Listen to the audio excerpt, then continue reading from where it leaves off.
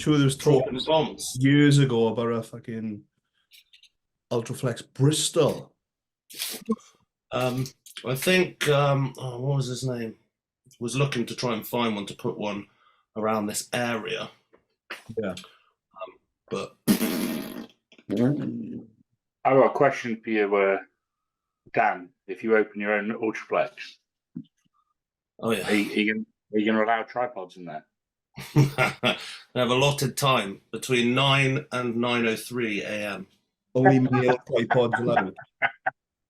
That's the allocated time of tripods. John, what's the chance you turn in your phone, bro, so we can have like everyone looking the same? Oh. Is Johnny just in his local boozer? Here we go. Just in a fucking boozer. Boozer. Just in a boozer with my lads in my boozer. The bruiser.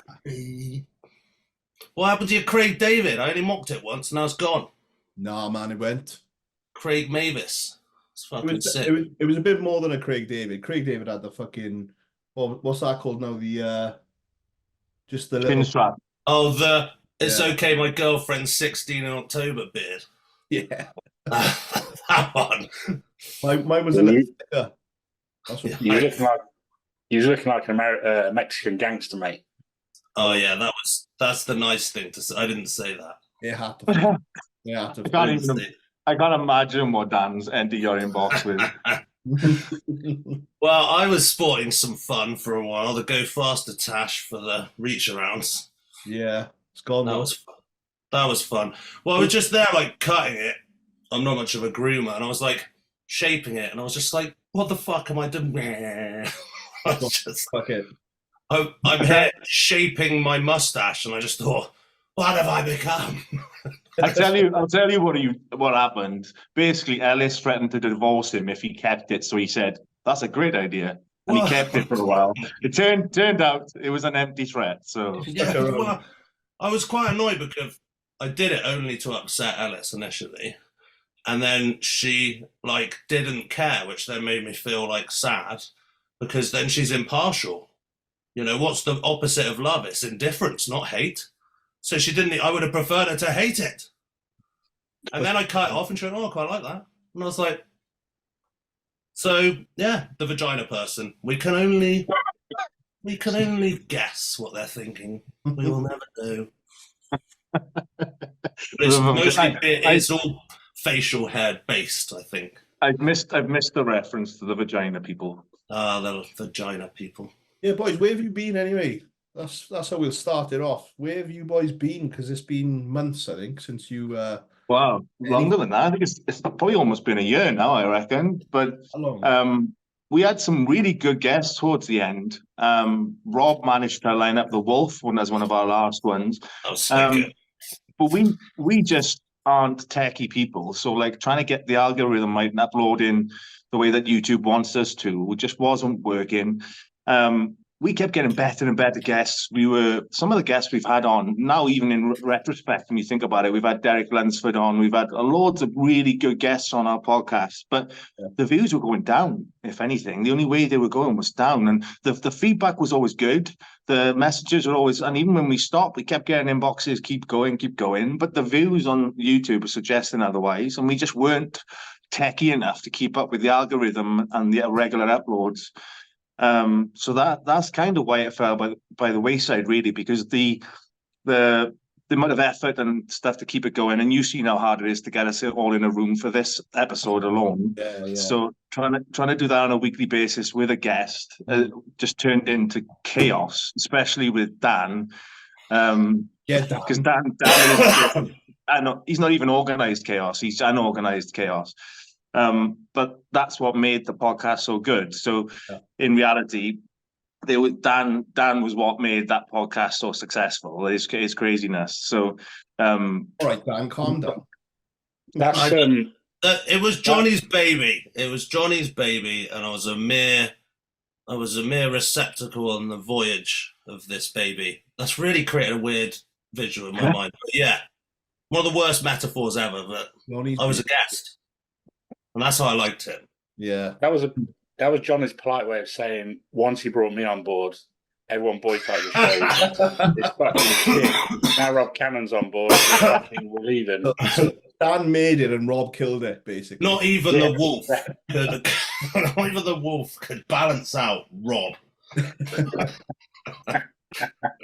That's what I thought I'd get you boys on anyway for this. So I'll do a little intro anyway, just to introduce this style of podcast, because obviously I've been doing them in person with people driving around everywhere doing them. I thought we were going to do that when it first came up. I was like, we will still do it, and I'm still going to continue doing it. And but I thought we were going to do this now. Thought this was going to be, or like in person. I thought that was going to become a plan. You Maybe we should do leave, you need to leave Bristol, though, Dan, and you don't leave Bristol. If I start walking now, I'll be there in June. Trust me, Dan does not need a driver's license. He goes straight to prison. That is one of the reasons that I don't have one.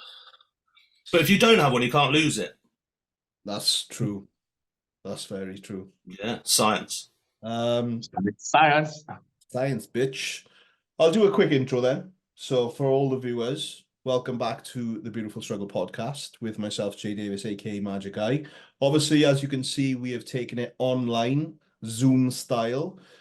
Just as I was explaining there, logistical nightmare, getting around the UK, getting everyone in a room. Gonna still continue doing those just because I do enjoy doing them. The feedback is great on them.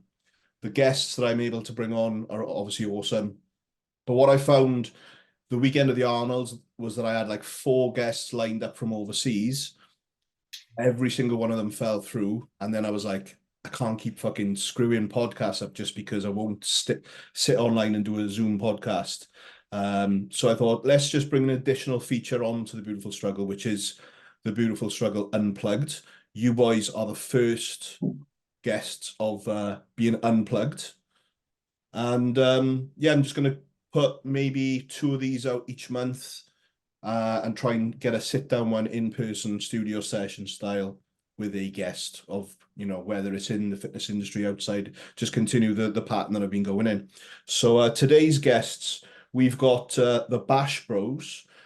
And to introduce each individual member, we've got fellow HR Labs athlete and IFBB pro Rob Cannon in the house.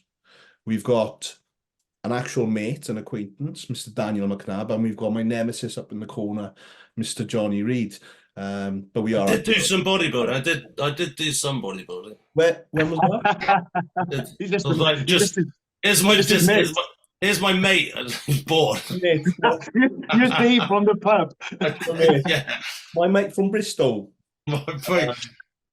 So yeah, I feel bad leaving him out. He just won us just a small title like the Mr. Universe, just a small one. Dan, I thought you would have actually introducing you as my mate, because No, I liked it. Yeah. Well, welcome to the Beautiful Struggle podcast, gentlemen. It's a pleasure, Jay. You managed to get us all back in a room after a nice layoff, so we appreciate that. It's nice to get back in and have the banter with the boys. It's been a minute. Yeah, I mean, I'm happy to make this like a regular thing every 2 months. If you boys, obviously, you know, you're not able to do it yourselves, if you just want to come on here and make this like a feature once every 2 months or something, just to get on here, have a crack, catch up, and even just chat shit like you did on your ones. That would be a great collaboration idea, and I think we should definitely talk about that. Yeah. Hang on a minute, Jay. Don't get too excited, mate. What if you lose half your audience from us coming on from this episode? Yeah, well, you got Rob on. Look what happened last time. We've already established Rob is the one that's the anti-view. So Rob, you'll be going first, mate. Even though we are a teammate, cut the cannon. We'll bring someone else in. Liam on. We all know IFBB Pro doesn't mean anything these days anyway. It's fine. Neither does Mr. Universe by the looks of it, because he's just my mate. So what's been going on apart from nothing with the podcast? Start with Johnny up in the corner, still rocking the diet face. What's up? What's going on? I've actually retired from bodybuilding. I can't hear like, this. I can't hear it one more time. I can't. You can't say it. 10 times is too much. Deja Dan, vu, eh? Dan, I've got a whole bag with your name on it, okay? Just that alone, Jay. Johnny needs to be the first to go now. No. So, for the first time in my life, I've said it and I mean it and I'm sincere. I've pulled the plug on this season. I started prepping just out of formality, I think, because I had a really productive off season. I got really heavy, really strong, and I just felt the need to sort of show off the improvements. But in reality, my mindset hasn't been right. I also know that in reality, with my pec, there's only so much I can do, and that's pretty much what I've already achieved. There is no next level for me. There isn't. And we can say it, dress it up as much as you like. Like this year, I was in line to be sort of 10, 15 pound heavier on stage or whatever. Yeah. Actually in condition, whatever. But it doesn't take away from the fact that I've got a toned pack. It doesn't. And regardless, I'm never going to make that leap to the next level. So the sort of the stuff that we have to go through as bodybuilders, the pressure I have to put my body under each week when I was loading up the barrel, doing my injections and stuff, I was dreading it. I got to the point whereby I just full of dread, full of just not wanting to do it anymore. And then I went up to the Saxon last weekend, stood up on stage, and I knew it wasn't ideal. I was starting a new job, so I kind of rushed that show forward. But I stood on stage, and that feeling of standing there and just trying to hide my chest from people just filled me with complete and utter, like, just a horrible feeling. Like, and it was, I just had that epiphany. I was up on stage and I was like, I don't want to do this no more. Why am I doing this? Were you on stage thinking that? Yeah.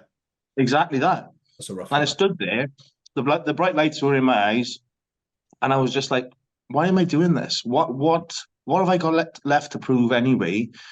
And I think it was the final nail in the coffin. I'd already agreed to go back to rugby league through the summer anyway, once the prep had finished.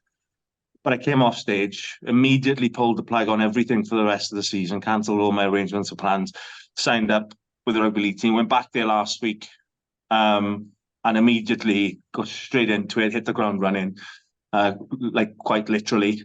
And that's what I've been doing now for the last week, and absolutely loving it. And it sounds daft because it's only been a week, but I feel like much more mental clarity. I feel like I'm able to do this now and be passionate about something else enough that I can do that, to step away in the way that I need to. And I can be good at it because I played like sort of at the semi-professional level before anyway. That was a long time ago. Obviously, that was when I first got into bodybuilding. So I signed up for basically it is the best Welsh rugby league team. They're undefeated last year. So this year now we're in a bigger tournament and stuff. So I'll get exposure to sort of competition at a higher level in some really good, like, sort of big crowds, big stadiums and stuff. Something that I can allow myself to get really passionate about, show my ability to be sort of super focused on something in the right direction, but at the same time still staying, relatively sort of in shape, because I'm a heavy guy anyway. So if I want to be able to run around on a pitch, I'm not going to be able to turn into a fat slob again. So that's kind of where I am at the moment. And obviously there's been a lot of stuff that's gone on and what have you, but that's a whistle stop to it. It's less exciting than what the other boys are doing, I guess. But this podcast is not strictly as bodybuilding as our Bash Bros one was. I'm sure if I was saying this out loud on the Bash Bros podcast, Dan would have been calling me a gay boy. So Dan, feel free, mate. Go for it. Well, no, like, I think it's because I haven't met up with the guys for a while. So, like, when you you're on a roll and you're friends, then I will just destroy you. Like, if I like you, I'll destroy. But like, I found it, and it does make sense, because it doesn't matter if you've got a torn pec on a rugby pitch. And that's kind of what's so hard about bodybuilding, why there's no room for error, that it is like, you have to look after all of it. Whereas, like, rugby, you can make up for, like, even if it was a weakness on one side by being a little bit faster, a little bit more agile. There's like, you can like mold into your own sort of player. And although that happens in the gym, on stage, you are just a body. you know, and like, and Johnny's kind of like horribly right. Do you know what I mean? Like that symmetry finished from the front. It you know, it is, and it's harsh. It is a harsh truth, but you're gonna get scored down for symmetry because it's not there. Yeah. No, and that's I mean, I can only imagine that's a fucking tough pill to swallow, man. Yeah. It is, but the thing is, it's one of those ones really. I feel a little bit embarrassed for not swallowing that pill sooner, if I'm honest. But it's that mindset, and you get into that mindset. Well, like I'm going to prove them wrong, but you know, there's only so much you can do with that, you know. And yes, I might have won some shows based on condition and what have you here and there. Yeah. But And you did. Yeah, but and that's the thing. Up against any real decent competition, there is absolutely no chance that I'm going to do anything with it. And I just, yeah, I think it's the good thing is I'm 35 now, so I've still got a season or two left playing rugby. And from there, really, it's a case of I'd like to go into like powerlifting, strongman stuff, just do a bit of that training. Like I have a decent deadlift and stuff. I've pulled some good figures over the years. I think if I really focused on it, I'd like to give myself a goal of pulling close to like 400 kilo, something like that. Just because I enjoy it. I really enjoy, again, the adrenaline I get from lifting heavy weights, which again is less conducive with bodybuilding because I seem to snap all my shit off. But yeah, so I just want to do the shit that I enjoy now. Like life's too short, and at the end of the day, like bodybuilding isn't what it used to be. It's not the hardcore, but you know, spitting sawdust, you know, underground sport that it used to be. It is a popularity game. It is it's something that I don't particularly enjoy. But I just kept going out of habit, I think. Just pure habit, routine. And now it's nice, it's exciting to sort of rediscover something a little bit different. Yeah, I get it completely. I do get it. I'm not going to write Johnny off coming back at some point, though. I'll just put it out there. Yeah, No, I was going to say like I'd say I'm not going to go to the bodybuilding funeral today. no, well, listen, what I'll do, Dan, is we'll have this conversation again in a couple of years' time. But I also know, right, in this game, you get nothing for free, and you're a firm believer in that, Dan. You get nothing for free in the world, not just in this game. And having been running cycles since I was 20 years old, so that's 15 years. Once upon a time, it was just a means to the end that I was trying to achieve. The risk rewards is way too skewed. And I do have 3 kids, which you all know and see that I adore. And so it's not just for me anymore. It's stupid for me to keep doing something that ultimately I'm never going to get the reward back from, to potentially harm my health to that degree. And whilst my blood markers have always been good, I've never had anything that tells me, right, you need to stop right now. We all know that can quickly change.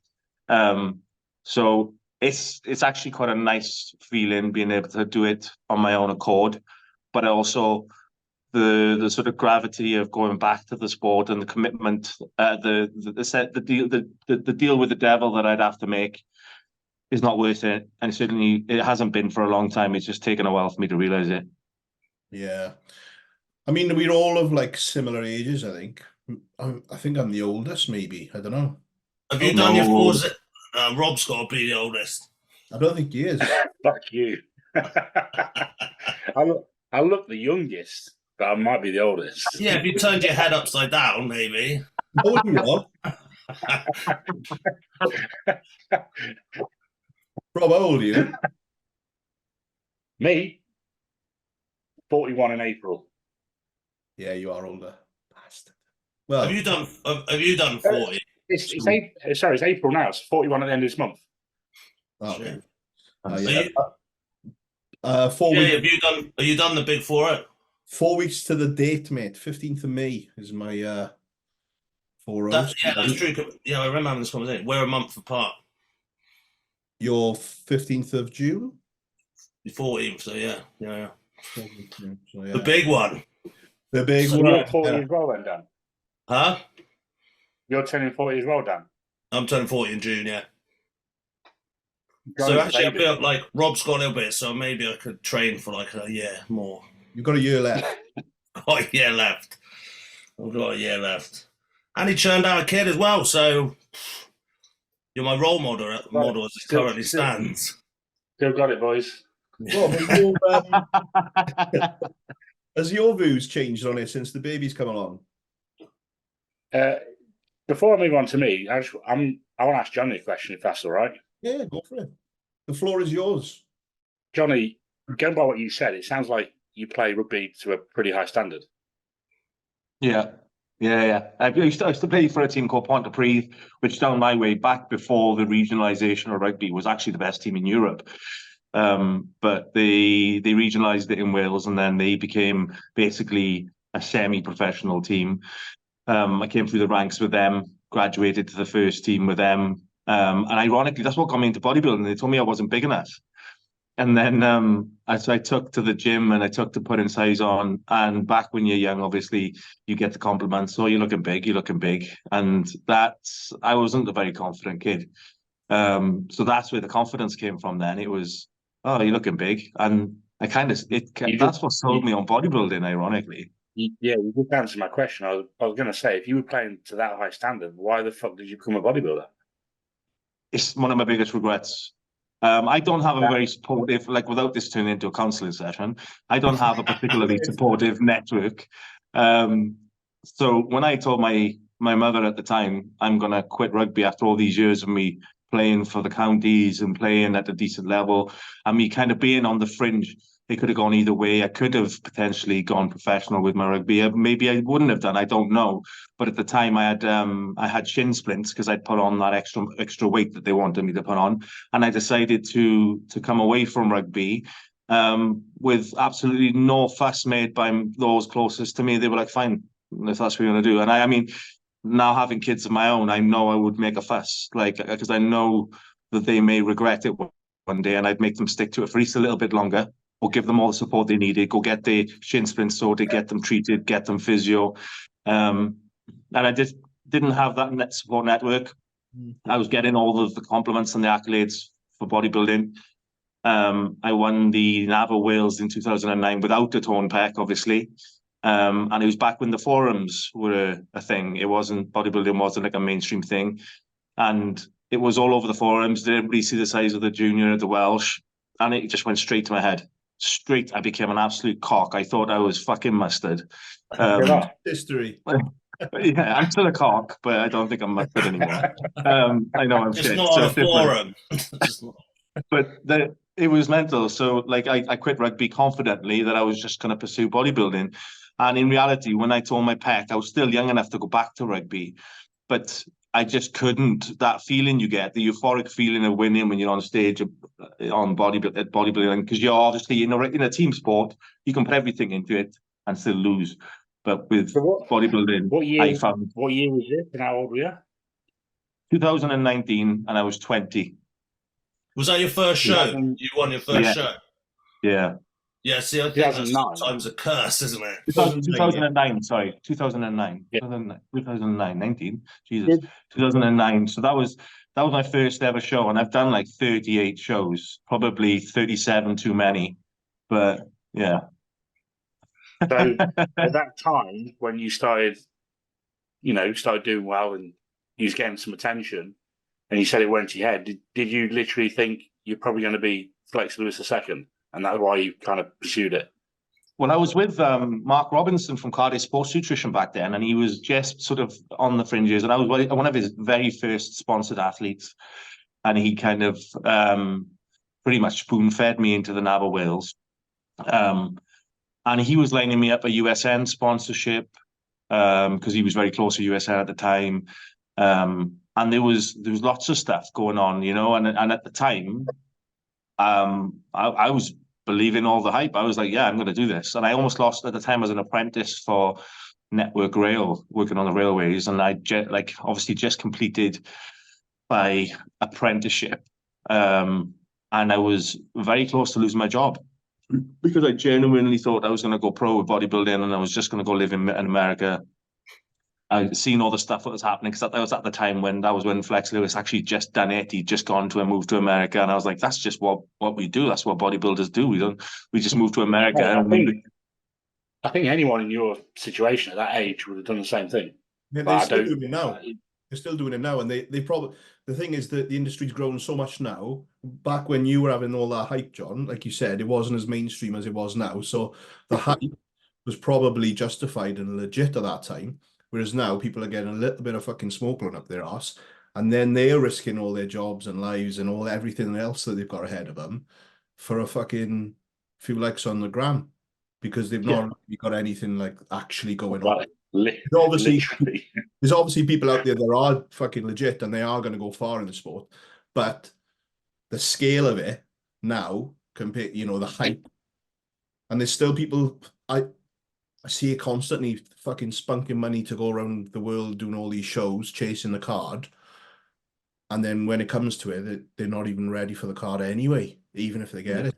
But yeah, still, I can imagine what that was like at that age, because you're just gonna get swallowed up by the It's one of these, Johnny. Like you say, it's now one of your biggest regret, but it's one of them. If you hadn't pursued bodybuilding, you'd probably now be saying, "What if I did? Would I become a big time bodybuilder? Would I be a Mr. Olympia?" I know it sounds fucking stupid now, but you had all that hype, you had all that momentum, that success early on. You'd have definitely been asking that question. Yeah, and that's the thing, really. I think the pec tear, the worst thing that happened really for me was that intermittently I would turn up in a good enough condition to win shows. So that would keep that small glimmer, like at post pec tear, and that small glimmer of hope that I'd still be able to achieve something. And yeah, I don't know what it is. I think the whole back in when I first started bodybuilding, the same way as most of you boys, really. I liked the fact that it was underground. I liked the fact that we were the smaller number. We were the people that nobody really understood why we did it. We were doing things that people could never even want, like nobody ever wanted to show the level of commitment that nobody ever could. And I liked punishing myself to that degree. It was fucking grim, but you've got to be a bit fucked up in the head. And I liked that. I liked that feeling of pushing myself to the limit to try and figure out where it is. So whatever I'd done, whatever sport I'd have actually sort of channeled it into, I'd have pushed it to that degree. I know I would have. But it's just one of those ones. I just think the euphoric feeling of standing on stage and winning after a prep, you can see what you want, but there's very little that compares to that feeling. The endorphins that you get from it. And it's like they say with the professional football players who turn out alcoholics and into drug addicts or gambling addicts, they're chasing that high. They're chasing that high from playing professional football on that stage in front of millions of people. Much slower scale for me, but in a similar fashion, under those lights, winning a show, that feeling was what I was chasing. And I just didn't know how to replicate that. So just kept going and kept going. And it's a shame, really, because if I'd stopped a bit sooner, I could have probably rediscovered the rugby. Obviously, any chance of me playing professional rugby now is gone. But I can still try and get back to a reasonable level in the short term. And I do have a goal that I'd like to, not that it's not strictly achievable because it's a team sport, so it's not based on me, but I'd like to play in the Millennium Stadium, which obviously is one of the biggest stadiums in the world. I'd like to play a rugby match in a final or a semi-final or something of that nature in the Millennium Stadium. I'd like to do something like that. So give myself a goal of that nature. But yeah, I am what I am with it now. Whilst I don't want to sit here and sort of ponder too much about it.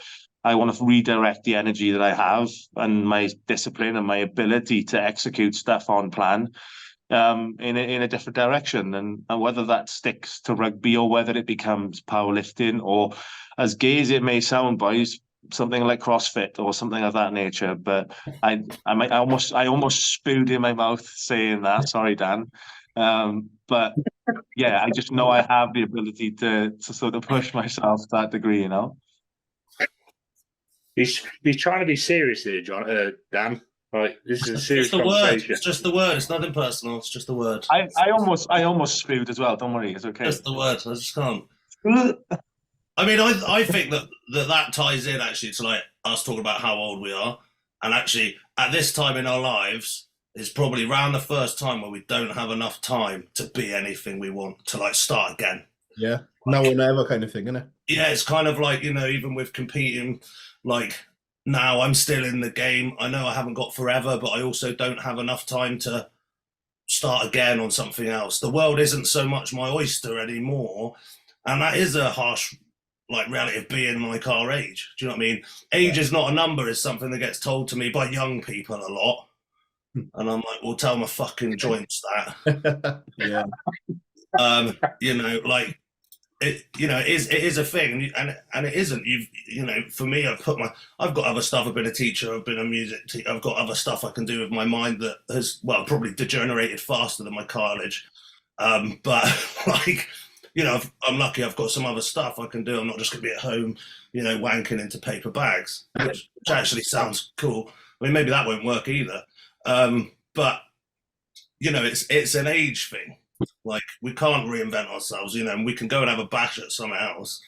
But I think it's just at that time in your life. I think that's why people have midlife crisis now. Mate, I was just about to say what you're talking about is where midlife crisis is coming. Yeah. You know? I get it now. You get to the age like we are, and it's like you have these moments where you're like, fuck, like, I wish I'd done that, but it's almost like too late now. And then you start, you know, yeah, for sure. As we hurtle towards the grave. Yeah. The age thing is... I'm a bit behind you, gents. Give me a break. I think I can have a good couple of years of rugby. Yeah, I didn't say it was nothing. I just mean, like, you know, that it's not all on the table anymore. Do you know, like? No, yeah, no, exactly. You know what I mean? At the end of the day, Dan, it's different as well. Like, obviously, we've picked up injuries and niggles, varying degrees, and one thing I have noticed, obviously, one thing I've had to try and sort of get around now, our way of training hypertrophy with control and with, it's really not conducive with anything else. Not even powerlifting, not strongman, not anything else. If anything, it's counterproductive. So I have to try and get myself to a point where now my tendons don't fall off, because trying to be explosive and change pace, using fast twitch fibers, trying to do that after years of hypertrophy, control, concentrics, all that stuff, it is super fucking hard, man. When Jamie obviously transitioned over into the Gladiators and he was going through all the training process and all the application and all that, which went on for like probably a year, I think, behind the scenes. He was obviously having to go to these trials, and he was saying like the amount of pain that his elbows and his forearms especially, like from doing all those hanging from rings and all that shit that they got to do with the obstacles. He said he was in fucking bits constantly, and he's had to kind of like do certain exercises and just rehab to get through those things. Obviously, he's a bit lighter now, I think, but not. He's still going through it because he's obviously done that for that amount of time. I remember even for me, at my short time doing this, I obviously used to play basketball, and the boys are always asking me to go back, and I went back going, I think it was like two years ago, and even my short space of time doing it, the change of direction speeds, my calves, I blew both my calves. I couldn't fucking walk for days. And that's just my short fucking span doing it. So I can imagine what you boys feel like when you're walking away or trying something new. I think it's because, you know, to build any decent amount of muscle, we have to do it for years and years and years and years. And all the movements we do are such controlled, you know, slow movements, all in one direction, forward, back. And it's that repetitiveness of the same exercises day after day, week after week, month after month, year after year, that as soon as we try and do something different, our body's like, what the fuck's going on? And it just doesn't like it. Just useless. Everything else apart from that hour. My favorite was, do you remember when Jordan Peters was like, I'm going to do jiu-jitsu? And then everyone messaged me like, can I do jiu-jitsu for cardio? And I was like, if you want to be literally snapped in half, it's the worst idea ever. Let's go and get these really tight, big muscles and have some 8-foot guy like swing around you like a tree and just snap all your tendons off. And it did. It happened to loads of people. Do you remember? Loads of people were like, oh no, I've ripped my quad off. Everyone was on the battle ropes at one point as well as they when they all fucking jumped on the battle ropes. And Jordan literally, right? Seriously, if Jordan Peters decided one day to walk around with dog shit spread on his head, everyone else would. It is true. Like, that's sticks. And that's everything he does. That's a compliment to him. You know, he's got a lot of followers. They are diehard. Do you reckon he's ever tempted to do that? Do you reckon he's ever tempted to just like make something up and just watch and giggle in the background when everyone's like, I would, if I had that level of influence, I would just make something that was believable and just make it so that I just piss myself. I'd have to. I sometimes like I'll get like questions through and I'll get like a few at the same and I'll be like, fucking, I'll check the Instagram. It's either Cuba or it's JP. One of them's posted something recently and I've got 3 questions about doing it. I mean, fair play, like that's what influence is, isn't it? But yeah, don't do jiu-jitsu for cardio. Fuck me, it's an awful idea. Don't do jiu-jitsu. Don't do jiu-jitsu. Dan, what are you doing? What are your plans at the minute? Well, I'm gonna do jiu-jitsu. I think it's no. What am I gonna do? Oh, fuck me, it's quite well, I competed last year and it was just a bit shit really because I had that injury which was basically trying to bring up my posterior chain. And in doing that, you like that science. That's trained by JP. Yeah, trained by JP, and did the snatch grip deadlift. I shouldn't. I didn't. I basically just wrote myself off and got totally the opposite. Yeah. And then actually, I look back at the Arnold videos, and from the back it wasn't that shit anyway. And then but by the time I'd realized how much had dropped off, I was already in prep really. So like it wasn't shit, but it was shit for me. And so yeah, that wasn't great. Basically, Rob's dying in the corner there, like he's got chlamydia of the eyes again. He's got pink eye. What are you playing, Rob? Dan, did you at least manage to bring your posterior chain on? No, I didn't. He fucking put your posterior chain up. Too much. Did you not do enough back offsets and stuff like that, mate? Oh, I'm all about. That's just my gig. That's exactly what I'm into. He left too many reps in reserve. Yeah, I left. Yeah, I did. I left like a year's worth of reps in reserve. A year in reserve. I left a year in reserve.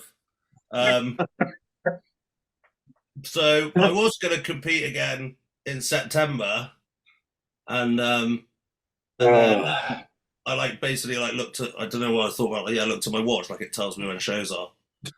And, 2 bros, get on it. You should create a watch. And then I just thought, fucking hell, that's quite soon. And then I thought, I'll probably prep in the new year. So that's as formulaic as I've got so far. Is I think I've just about got out of my injury. Yeah. And so I just need like one push to try and get a bit better, give it a go. And if I'm still worse than I have been, then I'll do jiu-jitsu. Is it going to be call it then? You're going to call it after another year? Well, if I could still, my ultimate fear is being someone that just gets progressively worse. Yeah. So like, although like, yeah, it was a shit year. It was a dud year. I brought up some other areas. So it was like, okay, like the injury, like maybe there's some life left in the fucker. But yeah, we'll see. I just don't want to be someone who's like, just flogging it for no reason. Yeah. I think You mean you're not? You haven't decided on doing the Timbuktu Classic? No, not quite. I'll see whether I can get an around the world ticket. How many cards? See if I can do the Azerbaijan legless Iron Man. So yeah, I've just been just going trying through to train, waiting for the next run. Yeah, I mean, I have been having to go a little bit lighter and stuff, and so I did the training that people do now, dropped the load and kept it really like tight and stuff, and basically all my muscles fell off. So science. You've definitely you've stayed a lot leaner this time, Dan. You can see that on your face. Yeah, I haven't pushed up, and I don't think I need to push up like over 300 and that like again. I don't think it's worth it. Like I could pull a prep off now in like 12 weeks probably. I'm not saying I won't push further now, but yeah, I think as well pushing up like doing those days like when you feel like to do just hit the weight, go like high and high, so that you can say you're pushing like 315, so you can sit at 290 like fairly comfortably, like pushing way over to come back. I kind of think I've done that, and being a bit older, like I don't want to blow my gut out too much. So pushing for like just mad weight, I think it was worth doing because I wasn't like naturally a big guy, and I think people that aren't naturally a big guy do need to go and just carry the weight so your body gets used to carrying it around. Yeah. I think I did need to do it, but yeah, I don't think I need to push as high as I have done, especially losing 40 pounds or whatever.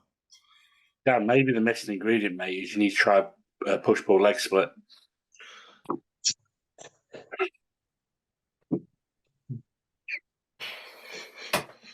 Rob in between the jiu-jitsu. No, you do the jiu-jitsu on rest days. Does it count as steps if you're on the floor? Active rest. Active rest. Yeah, I remember. Yeah, good. Okay. Can you write all this down? Rob's going to write me push-pull legs, and then I'll do intermittent fasting carb backloading. And that's all my posterior chain needs, really. You do have to track what stools you're passing as well, though. You do have to track what stools you're passing daily with that one as well, though. Yeah, I just keep them in. You know how you get like the pill boxes for each day? I do it like in reverse and just keep like my dumps, like to like check they're like consistent. You use Tupperwares for that, do you? Yeah, no, like the pill boxes. Just tiny little, just the first nut. That reminded me of the story, Dan. Do you remember when we had Ben Chow on, right? And he talked about Luke Sandow obviously rest in peace, fucking amazing man. But when he used to do his own bloodlet in the bath, and he said he used to pour it into the bottle of Diet Coke, or a big bottle of Coke, and then leave it on the windowsill until it congealed and separated all the white blood cells. Do you remember when he talked about that? Yeah, I remember on the podcast. Imagine you go in and like having a bath and you just look at the window and you're like, because the bath gets hot sometimes. Not that I've had a bath for about 20 years actually, but like, I reckon, your legs probably fit. It's thirsty work, isn't it? Fucking hell, Johnny, you've been waiting. It's been a whole fucking year. Oh, we're the Bash Bros. When are we going to take the piss out of Dan's legs? You're sitting on that one all year. Fucking hell. Listen to half an hour about, my poor pec, but no, Dan's legs, fuck him.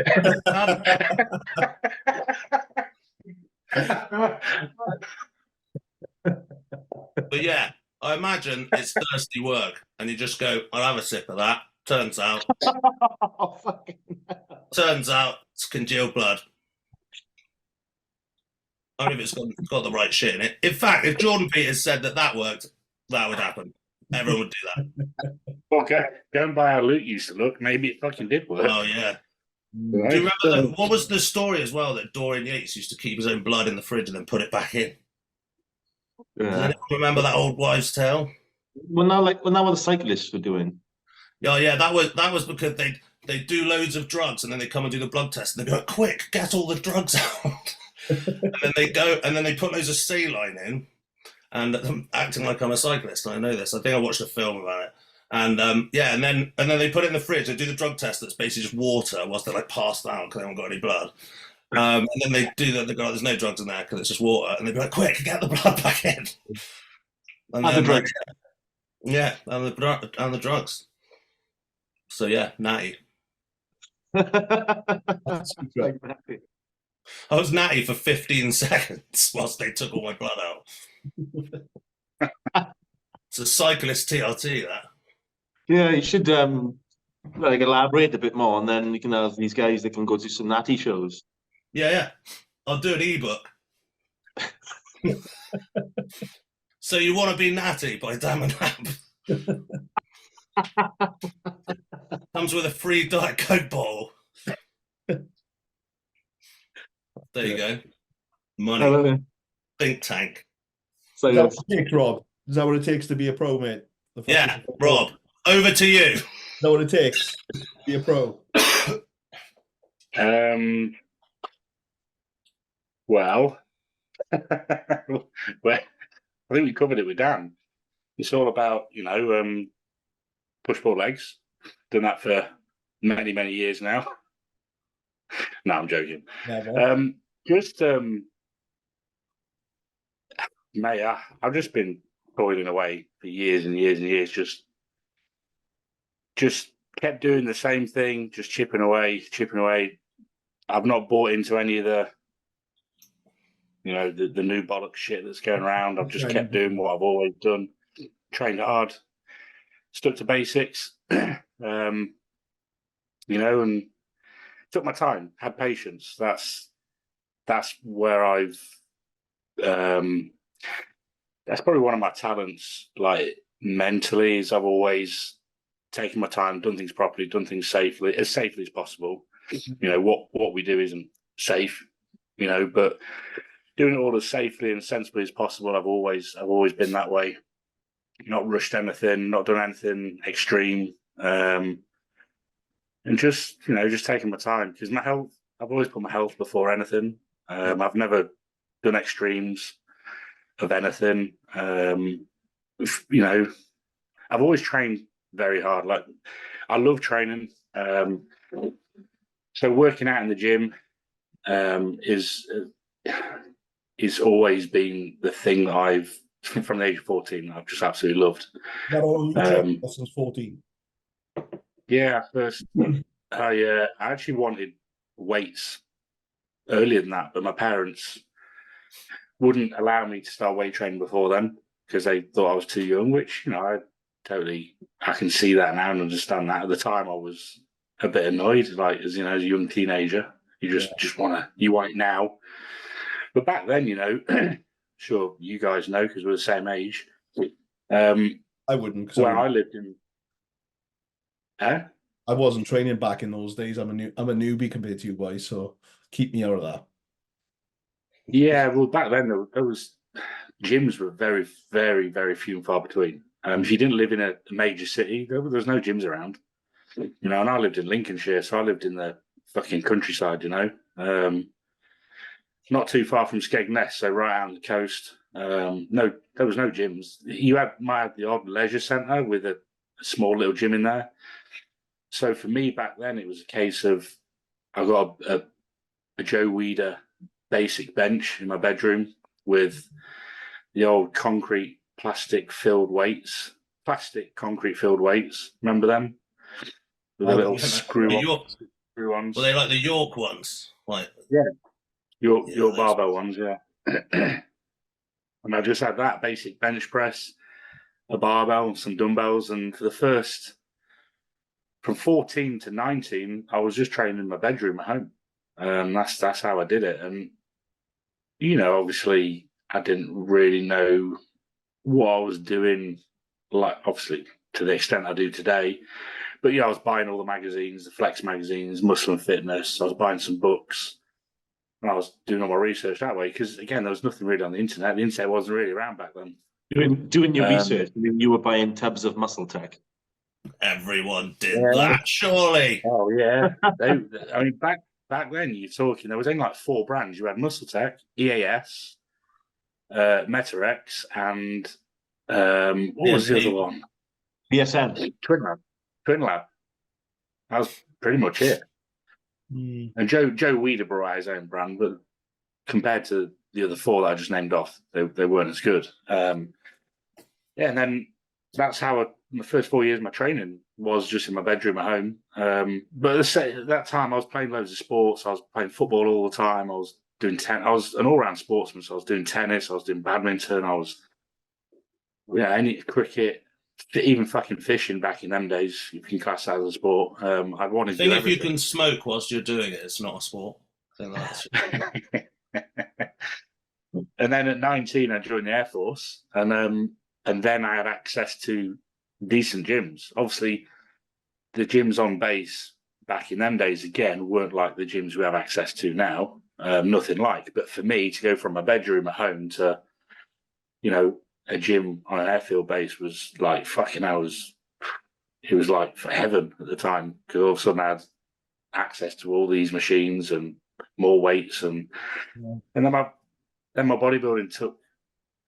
Back then I worked out, because we grew up in the muscle bound Hollywood era. So I used to watch all the Van Damme movies, the Stallone, the Schwarzenegger movies. When I was younger, I was big into wrestling, and the Gladiators was on TV when I was a kid. I used to watch World's Strongest Man. My dad every year. You mean the non-tested Gladiators? The real Gladiators. Yeah. The OGs. So I was, from a kid, I was always, I wanted to look like they did on TV. The guys I was watching on TV, because they're all stacked, they're all jacked. That's kind of why I started training, and just I've from the day without going on too much and boring the fuck out of you guys. Thanks. From the day I started lifting weights, I never stopped. I loved it, and I kept going, and I've never, apart from like going on holiday for a week or two, or being ill or injured, I've never taken time off. I've never been like, oh, do you know what, fuck it, and stopped doing it, and then a couple of months later started again. From that day, from when I was 14th birthday is when I got my first weight set. I've never stopped. So how? Just a question then, because obviously you said you slated the trend in training styles and all that. Have you kind of like just trained the same way right through as well, in terms of like your approach to training? No, I mean, don't get me wrong. There's a lot I've learned along the way from people that have helped me out along the way. James Llewellyn was the first guy to take me under his wing. He saw my potential, and he helped me out a lot. In the beginning, and then it kind of went full circle, and we hooked up together again. He coached me for when I won my pro card, and then my first year competing as a pro. I'm just the trend in styles, or how didn't you get caught up in the trends? I think it's because I'd been training the way I had for so many years, and it become ingrained into me. That's what you needed to do to pack on as much muscle as possible.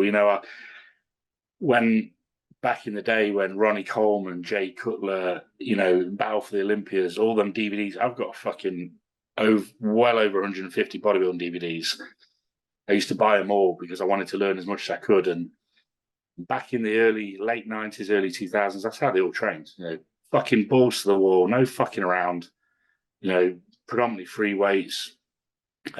Just fucking hard work, and that's what became implanted in my fucking hardwire. Yeah, and that's what I've always, once you trained a certain way, like hard for so many years, if I was to attempt to try and train the way they train today, for me that's like taking a massive pussyfoot backwards, and I can't fucking do that. Yeah, I get it. It's like driving. If you're used to driving your car at 100 miles an hour, it's like all of a sudden you then start driving around at 30 miles an hour. You can get pretty fucking bored quick, aren't you? Yeah. So I think that's true. I mean, I was speaking to Mike Isatel on the thing, and he was talking about his thing, and his training's kind of new school, and he does periodization or whatever. But he was like, "There's something euphoric about just training fucking hard to failure." Yeah. And if that's what you've done, and ultimately why you started bodybuilding, you're not gonna fucking change, are you? It doesn't have the same kick. I didn't do this to be a bodybuilder. I did it because I liked how that training like was, and it gave me a bodybuilder style physique. And someone said, "Hey, do you want to wear some pants?" And I thought, "Fuck it." Like the training the other way wouldn't give me what I need it to give me, which is the outlet. No, and that's it. Even if I could get my head around it to try the new school way of training, which in my opinion is nowhere near as hard, I can't see how that would progress my physique. To me, hard work, the harder you train, the harder you work, without being a dick, brings more results. Like that's how muscle is built. You know, the more you stimulate and break down that muscle tissue, the more it's going to repair and regrow. It's fucking simple as that, isn't it? Simple. I mean, I don't really think that there is a fucking new school. I think it's nuanced bollocks. I think it's the people that don't know what they're doing interpret it as something that's fucking not. You watch anyone who's like new, who's got any gains, they might explain it in like a fancy way, but they're still all doing the same shit. Like Cuba, Hollingshead, fucking, you know, even Samson now, because he trains hard now. Like, they're fucking giving it some, you know, like, and you can explain it in whatever fucking way about sarcomere contractions. You don't need to know any of that bollocks. I don't think really there is a fucking new school. Train as hard as you can, as much as you can, without falling off a fucking cliff. The end. Yeah, but you can't sell that, though, can you? That's the problem. That's the thing. That is the thing. I think my real question, Rob, is obviously we largely, me and Dan, obviously largely know this because you originally came on the Bradford podcast as a guest in the same fashion that Dan did, but you became a host. For me, I want to understand, now that you're a dad, congratulations, by the way.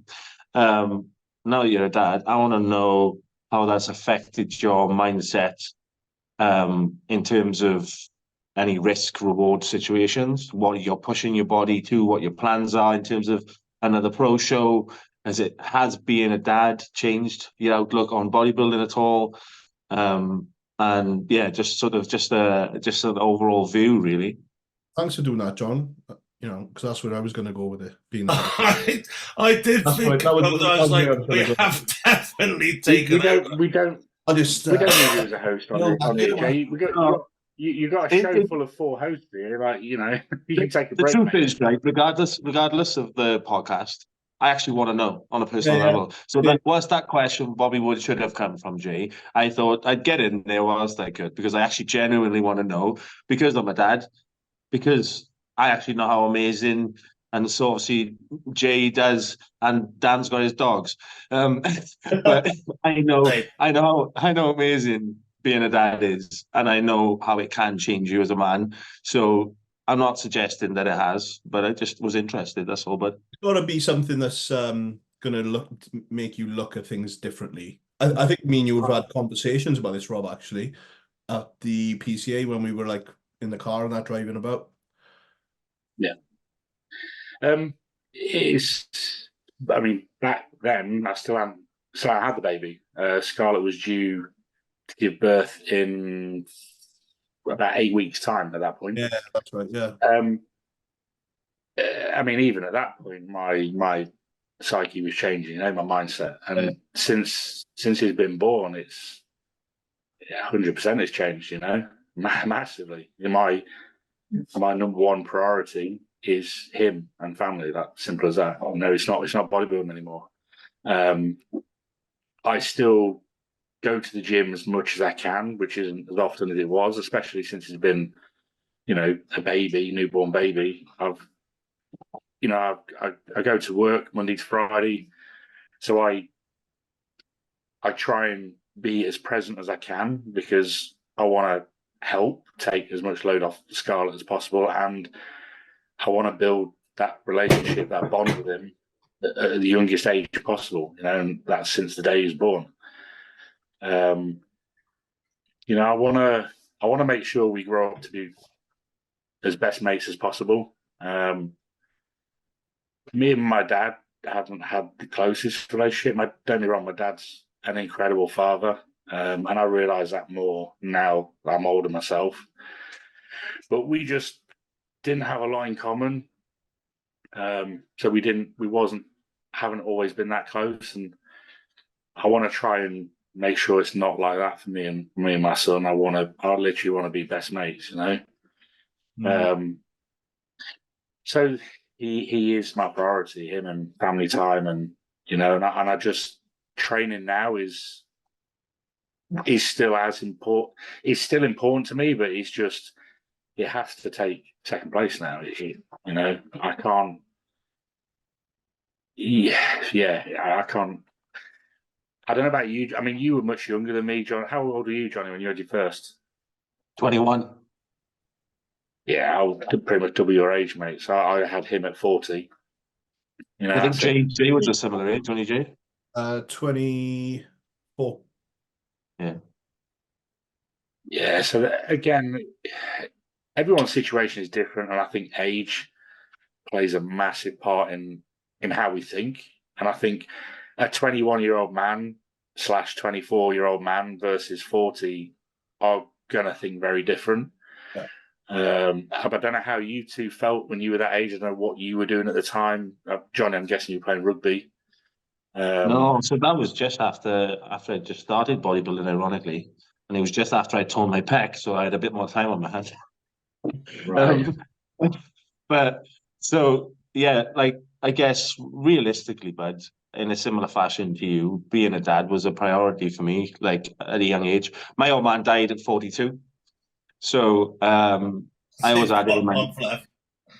What's that? So Rob, better get it in. No, yeah. We're just talking about age. Yeah.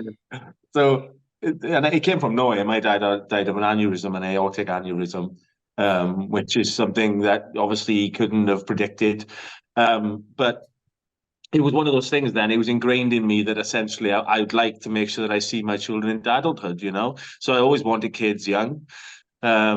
And as grim as it sounds, if I give myself a deadline of 42 for them, then I always wanted to make sure I had my kids young, you know? And obviously I plan on living a lot longer than that now that I have a new lease of life on top of that as well. But in reality, for me, it was the impact my dad dying had on me whilst I was still relatively young. I say young, I was probably, I think I was 17 at the time. And I went off the rails. Anyone that looked at me sideways, I wanted to take their heads off. How I didn't end up in prison, I don't know. But for me, realistically, I just wanted to have my kids young enough so that I could see them through into that age. But I think it's just a battle scar. Obviously, having my dad die that age scarred me. So it meant for me a priority was having kids, having them young, so that if it happens to me, it doesn't impact them, you know. And that was kind of where I was. And you know, I'm glad in a sense, because obviously the hardest part of being a dad is when they're young. They're much younger. It's give, and you get very little back. And then as they get older, you'll get a lot more back and a lot more back. And my kids are like my best friends now, you know. There's very little parenting involved now. My kids are 13, 12, and 9. And they are like just my mates. They come around Friday, they go home on a Sunday. And we've been halfway around the world. We go amazing places, and I have amazing experiences with them. They are just my mates, and I love it that way. I'm glad that it worked out the way it did. But yeah, I think we all have our battle scars, and obviously for you, Rob, being a dad, clearly a massive part of the agenda, and being a good dad. You can see that in the way you talk about your son and the way you talk about being a dad, but you're extremely passionate about it. But that'll be a battle scar from you. You've got something that makes you want to do that. Some men are just not wired that way, are they? They're not that bothered, you know. Seen it a million times, especially in this industry where they're still consumed and swallowed up by the bodybuilding, and then their kids, their families are still being put to one side because they're prioritizing this thing. And they're just in oxygen gym fucking don't leave me alone. Over Leave me there. alone. I'm an oxygen gem. Training camp. Yeah. Brandon Curry touchdown. Yeah, Brandon Curry. Scarlett See you later. Scarlett's in the background pissing herself. Scarlett finds you one of the funniest guys around, Dan, so she's in the background pissing herself. Boz. That's a bad sign.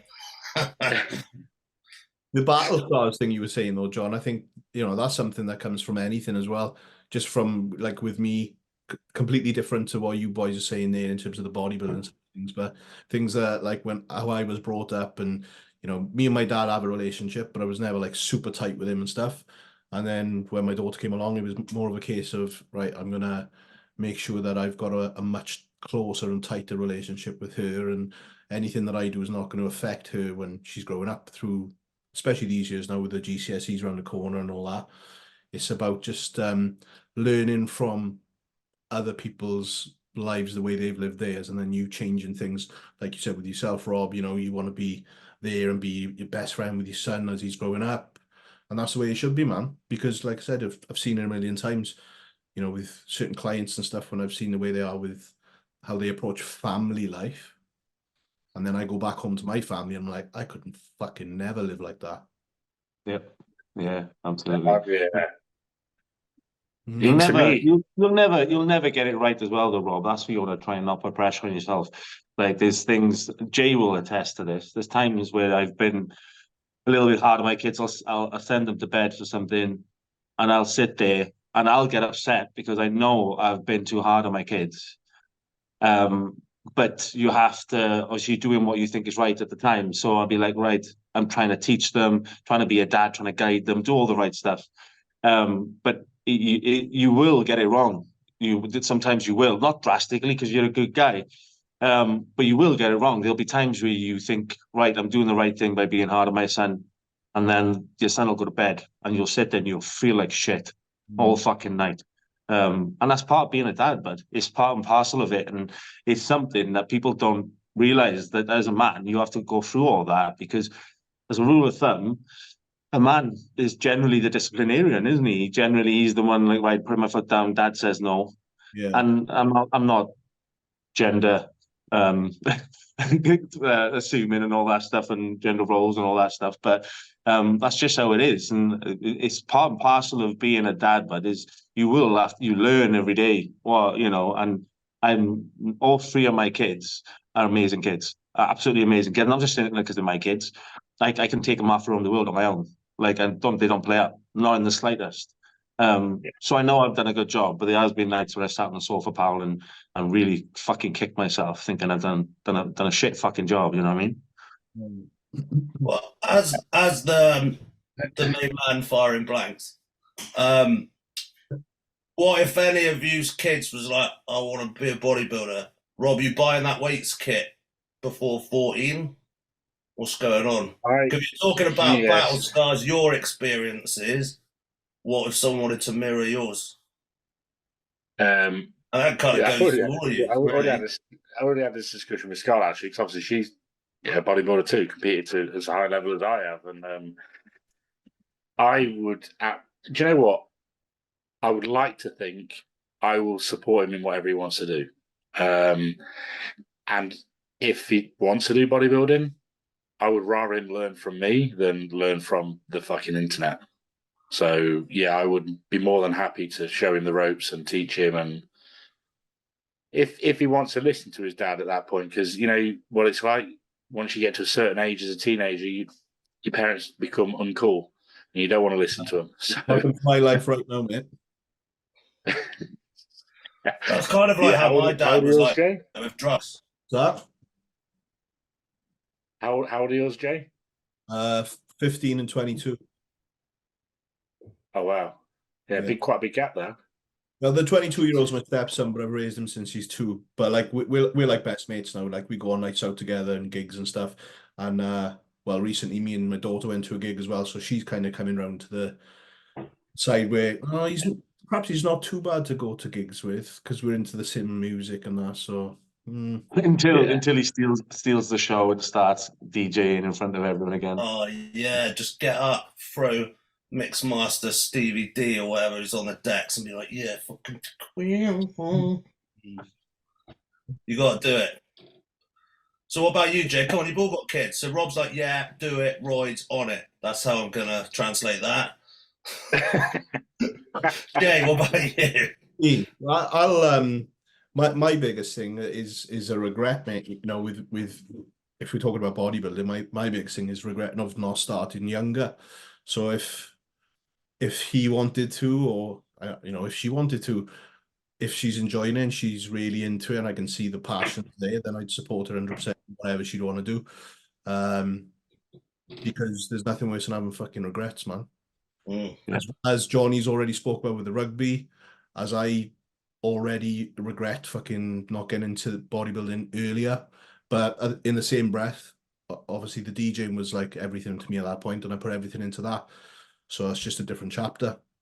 So yeah, as long as there's passion there and I can see there's drive and it's not like, you know, affecting anything else going on in life, support will be there all day. Clever. Do you not think that you know, like Johnny spoke about having regrets giving up rugby, you're having regrets, Jay, not starting bodybuilding sooner. I totally understand that. I think we all have. We think back and think, "Fuck, I should have done this. I wish I'd done this." But do you not think that everything we do does happen for a reason? And maybe if you hadn't started bodybuilding earlier, Jay, you wouldn't have the magic eye business you've got now. You wouldn't be so technically sound as what you are now. You probably wouldn't have done any DJing. Do you know what I mean? Like, all the things you've achieved might be because you didn't do bodybuilding when you wished you had done it, you know? Yeah, life would have definitely been on a different path for me, 100%. And then my thing is just about whatever I'm into and I'm fully into at that time is fucking going full steam at it. So the DJing, I went full steam at that until it got to a point where I felt like I was forcing it. Then Magic Eye kind of started, well, the training was happening, but Magic Eye came off the back of and then I could see obviously there was something going on with that. So then I put, you know, I went full steam into the Magic Eye. And then that got to a certain point, and as that was getting to a certain point, that was putting me in certain circles, the likes of, you know, JP we've mentioned a few times, and that the intensity that I was putting into bodybuilding, I suppose. Johnny knows because Johnny's been there since pretty much fucking day dot when he saw me down GAH, like way back. So he's literally seen it firsthand, the application to bodybuilding that I've been putting in over the years, you know. So yeah, it's it would definitely be on a different path, but I'm grateful that I've been able to do what I've done in the time that I've had. It's just about putting your life into chapters, innit? You know, the DJing was that chapter. The bodybuilding is this chapter, very close approaching an end. And then it's about transitioning into whatever's next after that. Yeah, I mean, it's hindsight, isn't it? Not many people look back and regret the things they did, unless it's like getting lung cancer from smoking 100 Bensons. You probably would regret that. But like, you know, most people have the regrets of the shit they didn't do, right? I love how Jay put his vape down as you said that. What? This one up instead. Not for me. Yeah, just change to a smaller one. Everywhere. But yeah, no, I can see where you're coming from there, Rob. But for me, it's slightly different for me because I'm not in the industry. So ironically, stepping away from bodybuilding, going back to rugby and being more will essentially over time graduate to me being fully removed from the sport because I wouldn't even say I'm particularly a fan anymore. Like I like watching the Olympia and I like watching the top level pros, the big fucking, you know, unattainable meatheads, those guys. I like watching that shit.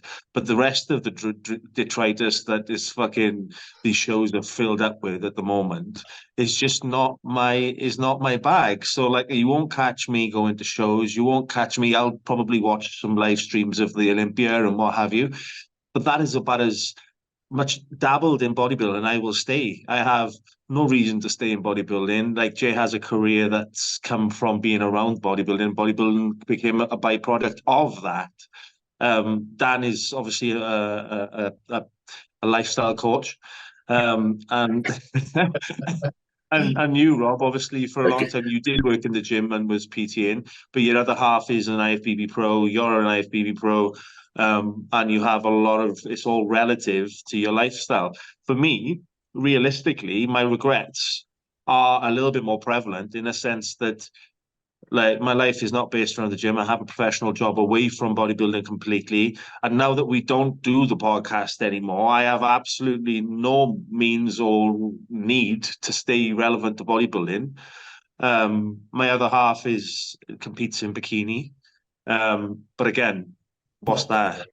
What's bikini anyway? It depends what fed you go to. Have a massive fucking They ball there. Oh, and honestly, but the judging for bikini, after all these years, I've never ever figured it out. And one time, somebody said it to me, and I think you guys heard this. It came from an IFBB pro judge. Pick the one you want to fuck the most, and that was essentially how they judge it. And it's grim, and I don't like it. She loves it, and I'll support her. But that's about as much relevance to bodybuilding that I have now, you know. I'm just I'm trying to calculate how many blowjobs you're not getting after that 1 minute of conversation. It probably doesn't help that she sat in the. It's probably something doesn't help. She's sat in the earshot as well. So. Oh, she's regurgitating old blowjobs. Get them out. Minus blowjobs. Don't worry, Dan. It'll be more than you get. True. Yeah. 9 years together. Soak some. Jay, Yes, mate. the Dubai Classic. Yeah, man. We're like 5 weeks out now from the Dubai Classic. Yeah. Is that all we're getting? Yeah, it's like I'm just in a fucking strange place, mate, with it all. Like we've had obviously DM convos about what I'm doing or kind of where I'm heading with it. I think Rob, you commented a couple of times on I thought you were retired and on some of the posts, and it was a genuine like I was fucking done, but then you never know what that's going to do to you mentally. And I've talked about this on like a previous podcast and stuff anyways. Like I stepped away with our health scare just after that PCA weekend we were at, Rob, with the HR. And Yeah, it's literally just after that, wasn't it? Literally the next day. Next day, mate. Next day, shit hit the fan. And then obviously the hospital for, 2 weeks pretty much, give or take a couple of days. And then obviously lost a lot of weight. And I was in a bad way. And I was just looking at the ceiling a lot, like fucking thinking. And I was like, right, I'm done. And then I think it was like 10 weeks post all that bollocks. I could just feel myself slipping week by week, and that kind of got to Christmas time, and then Christmas time I was just like mentally I was just broken, man. To the point where I nearly went and got therapy, which is not me at all. And then I was like, well, I'm fighting against something. I had a goal that obviously this is like 40th year, it's 10 years of me getting in shape. It was a big thing, and I was like, I need to just get back to it and finish the job year, like. So then I just got back to it at the beginning of this year, which did start as a diet for Dubai, the Dubai Classic, because we're going over there for my 40th. And then it's just like a couple of weeks in I was like, oh, let's just go a little bit harder here to Cal. So yeah, I'm just getting in shape for Dubai, and then I'd like to slide into something just before I go. There's a few dates on the calendar, but I've obviously just got to line it up with my work schedule.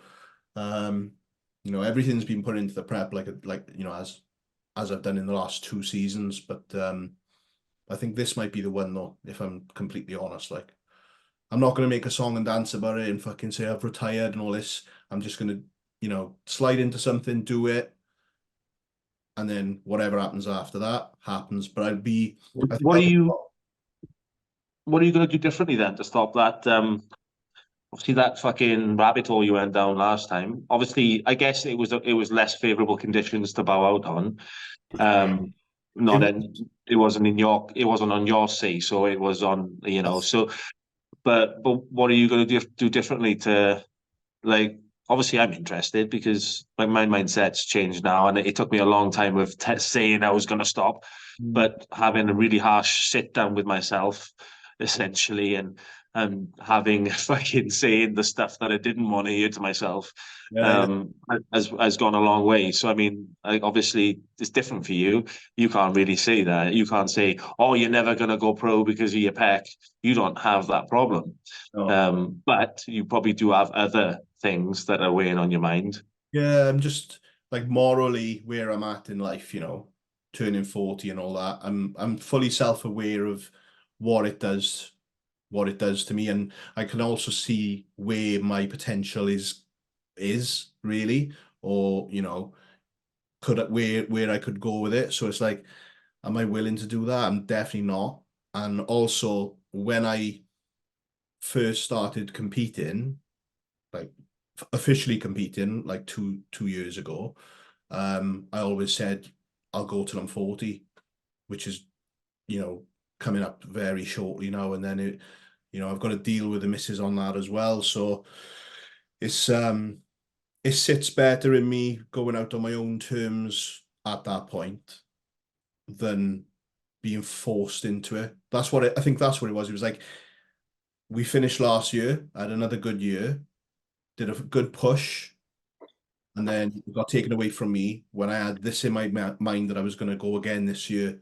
And because it got taken away, I think that's where it was like, it fucked me up. So, like, again, you never know where you're going to be mentally until you're there. Like, you've just made the decision a week ago. You're not going to know where you are mentally with that in 10 weeks' time where I was. I know you've made the decision, and I know you've said, like, no, I'm super happy and I'm content. I was super happy and content making that decision post-hospital as well. And then 10 weeks later, I was on the verge of getting therapy. So you never know where you're going to go mentally with something when you make that kind of choice, when it's been such a big, intense part of your life. But I think me making the call myself, and I want being like fully self-aware with everything that comes with that decision of either carrying on or stopping, I think I'll be a lot more like settled, like making that call now. Well, I'm pretty sure they do in the CrossFit competitions. There's groups of 4 in it. There we go. There we go, Dan. Can you imagine how slow I would be? Dan, I don't think you need a posterior chain for that either, mate. So No. I'll only do the frontal chain parts of the course. I'd like to see you do a muscle up. Oh, mate, don't fucking muscle down. You've got to get up to get down. It's quite funny though, because I've been doing, or obviously my engine's still ironically quite good. So last week the training session was mostly wrestling and contact, so I smashed that. Hour and a half non-stop. There was some stuff, some cardio in there, but nothing too mental. But little things you don't think about, right? I'm still heavy. I'm still 18 stone. So I was running on the treadmill in the gym today. I know, running. And the treadmill refused to get up to speed because I was too heavy. And then it stopped and just said, "Get off, you fat cunt." it just didn't want to know. Fuck's sake. These are the problems you have. And they're probably going to have to drop, I reckon, about another stone to probably be at like a fit sort of weight. But 17 stone is probably going to be my match playing. In the gym could you fucking thumping that treadmill, mate, when you fucking running on that in the gym. Hey, I'm a twinkle toes, boy. I don't know what about. I remember the first time like having those sorts of problems. Like the first time, like I couldn't like reach my shoelaces. I was like, yeah, wicked. That's wicked. Just like, or like going to your fucking nan's house and standing on the scales, knowing that they don't go up to 20 stone. And you're like, meh, completed them. Fuck you, man. He goes back round. Yeah, just being all the things like, yeah, fucking walk everywhere sideways. Yeah, fucking. When you I can't even like run 3 steps for a bus. I'm like, oh, I'm so massive. This is wicked. When you can't buy clothes off the rack anymore, it's like, oh yeah, I have to buy a special gas. Yeah, just go into shops and ask to try stuff on, knowing it's not getting past your forearm. Yeah, fucking look at me, Susan. I can't even get a duffel coat. Yeah, all the great things going up. I remember being like genuinely excited about all those sorts of things. Like, oh yeah, look, I can't even breathe. Wicked. Check out my tren cough. Mum, come and look at me. I'm having a tren cough. Wicked. And now look at us. But We're all old. when you're eating a meal and you're sweating like fuck you, yeah, my metabolism's on fire. Yeah, yeah. Throw it back up, ate it again. Yeah, fuck it. Cook it again, Mum. Do you remember those feelings as well? Like when you're like buzzing about stuff like that. That was fucking some golden shit. I used to love stuff like Yeah. that. Just So being, I'm not gonna lie, it is actually quite nice. Like, don't be wrong, I am only like I'm lighter now because I've dropped from the off season. I've dropped about 4 stone, but like having the ability to do my laces up is quite a nice novelty. I do my laces once when I buy them. That's it. I buy You mean them, put them get on? them ready to tie them up. What about here? They Yeah, put but them. damn, mate, you should be training fucking Crocs and sliders, mate. Then you don't Just have to worry about Oh laces. my god, the amount of fucking Crocs. Like, it's just. I mean, someone bought them for me as a joke, and actually they are great, but I'm still not wearing them. But Around the they house, are, they're amazing. yeah, they are great. But it used to be only 2 people that wore Crocs, and that was KPs in a kitchen and people who've given up on life. And now it's like, it's everywhere. You get little jewels for them and that, personalise them. It's gone mad. Yeah. I And love that's the thing. Back in the day when they first came out, everyone was ripping the shit out of them. Like every Yeah. fucking granddad Yeah. wearing Crocs. And they were like And £1. now it's all kids wearing. But again, Yeah. JP. Yeah. I reckon JP buys shares in these things first before he wears them. You fucking would. You JP would. wears the same sandals, right? And then what he does, he just buys a load of I'm not sure what brand they are, because last time I was filming with them, they'd broken. And I was like, oh, you're gonna have to fucking get some new ones now and upgrade. He was like, no, I've got loads of the same pairs. So when he fucking snaps them, just breaks out another pair of the exact same brand. Oh, what a dream. What Yeah, a dream. He doesn't do the Croc thing, but yeah, the same sandal. Oh, mate, that's my kind of guy. Just having the same. Found them, you like them, you buy them all. They might run out one day. Devastating. His fucking weight and size, and with the weights that he lifts, he must fucking break a pair every day. Yeah, I've seen literally snap over years. What do you know? What we're on the subject of JP. I just want to say that it may come across in the show that we're taking the piss out of JP, but I want to make it clear that the guy's a fucking genius. Yeah. Like he has created an incredible business from something that we all know is pretty fucking simple and basic.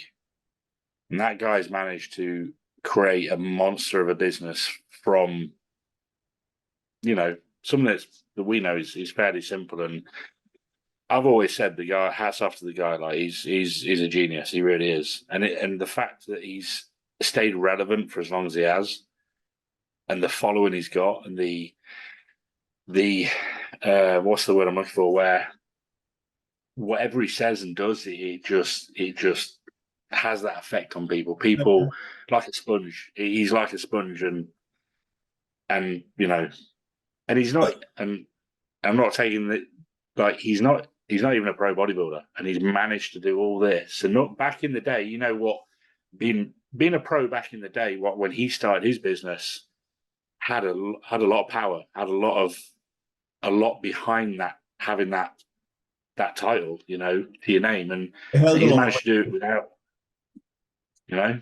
He's a living legend, mate. I mean, he's definitely taken British bodybuilding.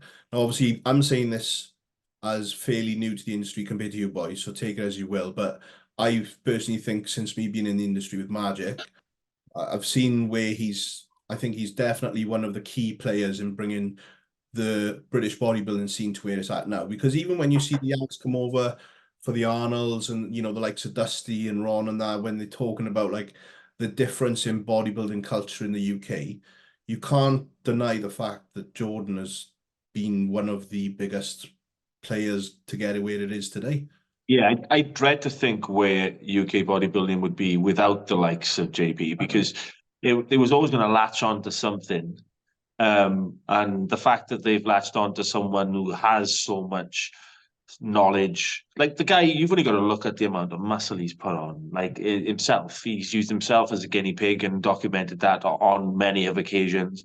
And the fact that he has managed to make the business and be as successful as he is just a testament to his work ethic and his ability to sort of like absorb all that information, because he's a very well educated man as well. So it's not just a meathead. No, He's no. not just somebody who's found a recipe for getting massive. He's a very well educated man. But at the same time, he's been able to articulate it in a way that the new guys can absorb that information and still like feel like they're smart and they're learning.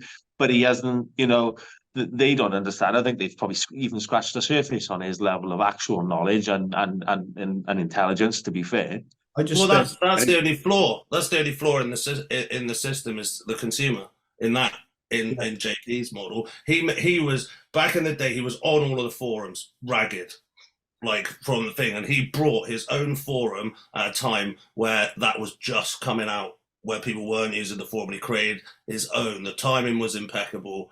The way that he like front loaded it was brilliant. But yeah, some people aren't ready. They went, oh, JP's doing this, that means I am doing that. No, he's saying I'm trying this and this is what I found. He's not saying do it. And so I think that's why it gets a load of stick, is people are going, I should do what Jordan Peters is 5 foot piss and a half and weighs like 300 pounds. Like, you turn him on his side, he's the same height. Like, the reason he didn't go pro is he just maxed everything out. He just got massive. Yeah. And maybe he paid for some of the aesthetics. If he'd have gone pure aesthetics, pure, he would have been a pro. But he is just a relentless, like, he is mental in his extremeness with beer, like, and so he almost like maxed it out. It's almost like he became too much. Like, otherwise, I think if he'd have been like, his only goal was pro, but he just wanted to be the most ridiculous. And fuck me, let's be honest, he did that. Yeah. He did. And you know, as a mutant to a human. Well, going off what you're saying there, I've always said that JP in this country for the UK has been the best thing and the worst thing for bodybuilding at the same time. The best thing in terms of getting the popularity to where it is, getting the incredible knowledge he's got, and how, like you say, how he puts that out there, how he interprets it to people to understand. Like, it's phenomenal what he does. But then, where back in the day he was so honest with what he was doing, and he was doing fucking crazy extremes, and he was always completely honest with what he was running, what he was consuming, food-wise, drugs-wise, how he was training. Like Dan just said, everyone was like, well, if he can get that big doing it, I'm going to fucking do it. And then that's where he was the worst thing for bodybuilding, because he never said to people, do this. He just said, I'm doing this. This is what I want to do. I'm experimenting. I'm not saying you lot should do it too, but everyone, because they're so fucking dumb, is like, oh, he's got massive doing it, so I'm going to do it. You know? You could say that about everyone, though, because everyone's putting the content out. I know Jordan's obviously he's the key guy to put that on, but everyone's doing the same shit these days anyway, saying that they're doing this and that. And there was going to be someone that puts their transparency out about what they're doing. You don't have to do it, but this is what I'm doing. There was always going to be someone that does that. Like, I believe in natural selection anyway. So if you're going to be that dull, then you can still do this. I think you deserve the fucking comeback anyway. So I just spent the weekend over in Germany now with obviously ESN and Nathan, and like we were talking about like British bodybuilding culture, and we've got a nice divide now. I think obviously there was a time where body power was like the place to be, with the influencer walking around with their tops off and their fucking lanyards around their neck and all that shit. You could see that was probably a bigger piece of the pie in terms of the fitness industry at that point. And being over in Germany this weekend at FIBO, that is still that over there, because they've not got that key figure, that person, or that hardcore side of bodybuilding there. It's still like ESN. I got told that hardcore bodybuilding, they're the biggest brand in Europe, and 10% of what they make comes from bodybuilding. The rest is all these influencers. So it just shows, like, where we are in terms of the industry in Britain compared to like Europe, because they've, they haven't got that person that's kept it alive and kicking. Even where JP's been a genius is he's always been the first to do what everyone else is doing now. He was the first guy to, back in the day when talking about drugs was fucking taboo, no one talked about it. It was fucking underground. You only spoke about it to, guys that were doing bodybuilding themselves, competing themselves, guys that you trusted. Hashtag natties for life. Yeah. But JP was the first one to be like, nah, fuck this. I'm telling everyone what I'm doing. I'm putting it out there. He was, and at the time I remember thinking, why the fuck's he putting this out on the internet and telling everyone? Oh, you don't do that. You just don't do that. But he saw something, that we all at the time didn't see, and this is where his business. Don't actually think he saw it, if I'm honest, mate. From conversations I've had with him, I don't think he actually saw that as a business opportunity. I think he was just doing it because he wanted to do it, and again, a byproduct of that.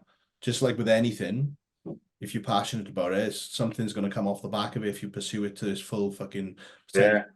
Yeah, he definitely doesn't forecast things like now, obviously, with the business being where it's at with the supplements and clothing, yes, but at that point it was a case of, this is what I'm fucking doing, I'm going to run with it.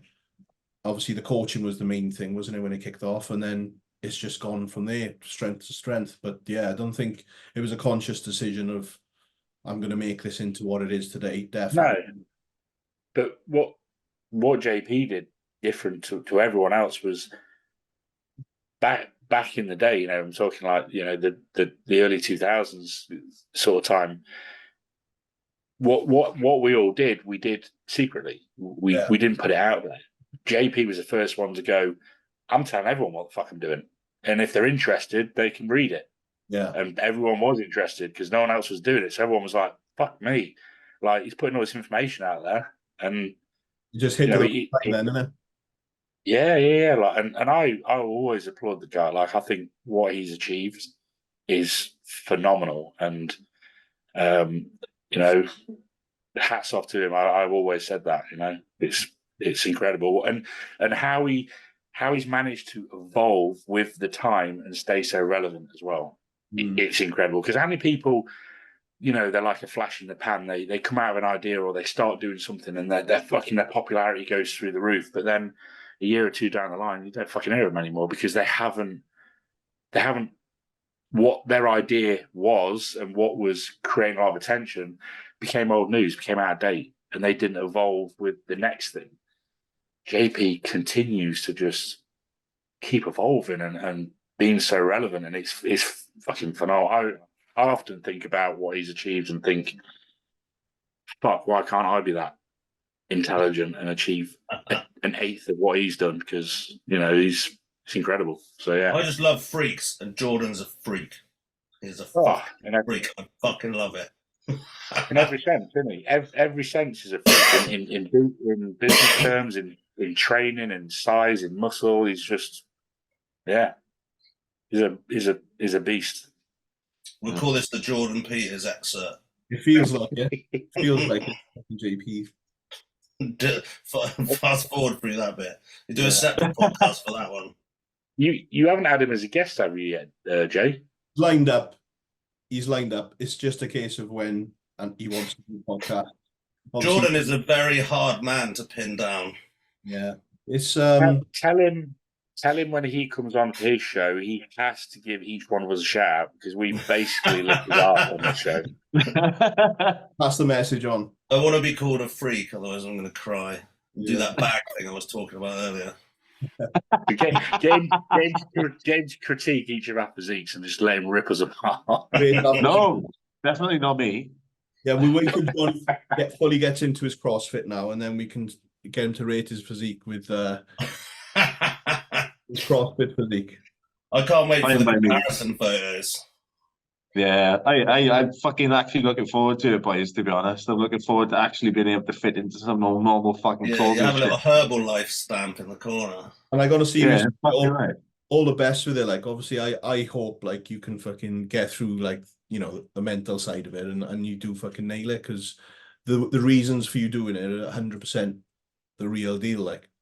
Yeah. No, the worst part about it, but is I'm just actually devastated I didn't make the call earlier. But I'm excited. I fucking the way I approach nutrition and stuff now has to be different. I might even have a word with Dean Azariak and see if I have a word with him about the Get some fasting and lentils. veganism and the biomechanism. I don't know, whatever he calls it. They're just going to turn alkaline.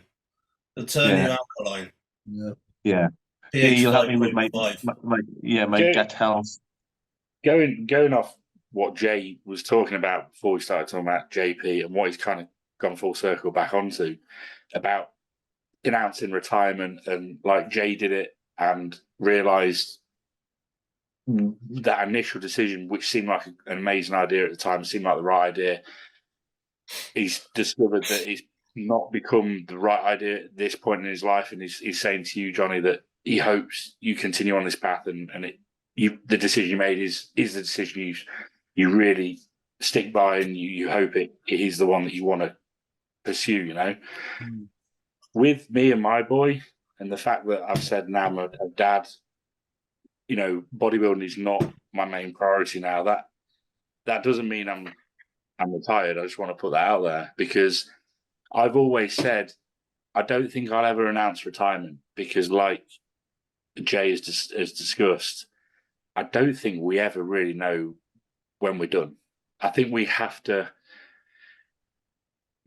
go through life, and as things change, as situations change, like for me now becoming a father, my life's massively changed. Does that mean I'm never going to get on stage again? Possibly. Maybe not. I don't know. I really don't know. So, I don't think I'll ever say, unless I have a really bad injury in the gym, like tear one of my quads and my symmetry is done, or my pec, like happened to you, Johnny, and I look at my physique and I'm like, do you know what? I'll never be as good as I was. Then I think I'll say, do you know what? I'm done. I won't compete again. Whenever I'm healthy and I have that in me, that drive still in me to think, I can still see me getting on stage, then I don't think I'll ever have the need to feel like I need to announce retirement. You either will see me on stage again or you won't. I don't know. Time will tell. You'd be like Kai Green.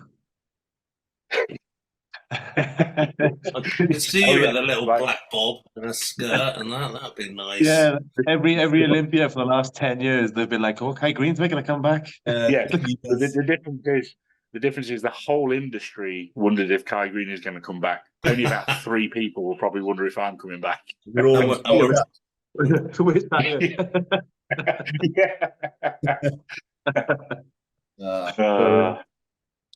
Well, I think that's it, lads, because it's 5 to 9, and I don't want to keep you too long. Well, it's been good. I like the way that we stole your hosting as well. Yeah, this is what I wanted it to be. I wanted it to be more just fucking banter and Johnny taking the lead, to be honest, because he's retired now. He won't be able to do this much longer, will he? So yeah, give me my moment, all right? Give me my moment. I took his moment on stage in NABA Wales 2 years ago, so I thought I'd give it back to him now today. Rip it down. Thing is, Jay, do you have a sword though? Oh. I've got a fucking trophy. Still, I got a sword. Yeah. Green one, yeah. just laying around the house. Just there, just in case. Someone just throw my forehead on it, just to stay awake. Just have an age, just like fuck it. Just in case. You never know. Never say you're retired. Yeah. That's what you should have, Johnny. Just like a massive 10 miller, just break if not retired, and then just one day you're like, "Fuck rugby!" And you just smash it, and then just right in the nipple. Yeah. Smash it, not retired. Yeah, like a little fire alarm. Is this the least amount of hosting you've ever done, Jay? Yes, perfect. Has it been like a night? A night off for you? Yeah, I'm fucked as well because I haven't had much sleep because I flew it back in last night from Germany, so I'm absolutely ruined. So this is perfect for me today. Oh, that's There why we you go. did it. I don't know if you can see how tired I am in this fucking screen, but I look fucking tired if I. So there we go, boys. When Jay needs to do a fill-in show and he's too fucked to think about anything, he's just going to invite us back on. Yeah, just look at your DMs, yeah. I'm all right. I'm all right with that. I can live with that. No, but thank you, lads. I do appreciate it. Thanks for having us on. You enjoyed it anyway, It was Jim. good to catch up. Yeah, man. And one day we will get that session in. One day. One day, mate. One day before I retire again. Just don't do posterior chain. Yeah. I'll fucking No posterior chain. no posterior chain. No push for legs. But only if you film it, Jay, so Dan can get some extra likes and followers. There we go. I couldn't get any less. I'll be up. Right, big love. I'll be up in Durham in August, Dan. I think you're going to be there anyway. I've got to pencil me in for a date up there. All right. I imagine I'm about to receive that text message. So yeah, probably get it like the day before or something. yeah, probably. But thank you for coming on, lad. Cool. Check. I look forward to it. Check these boys out on Instagram. Johnny's going to be posting CrossFit content, which is Johnny Reid. Yeah, don't look at him. Rob, Big Pill Nasty, aka the I'll be Bash. sharing pictures of dogs. Dogs, AKA. CrossFit, and babies. Yeah.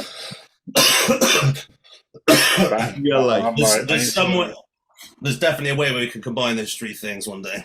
Yeah, maybe. There's a business opportunity. All right. See if Jordan runs with it first. Yeah. But yeah, all right, big love.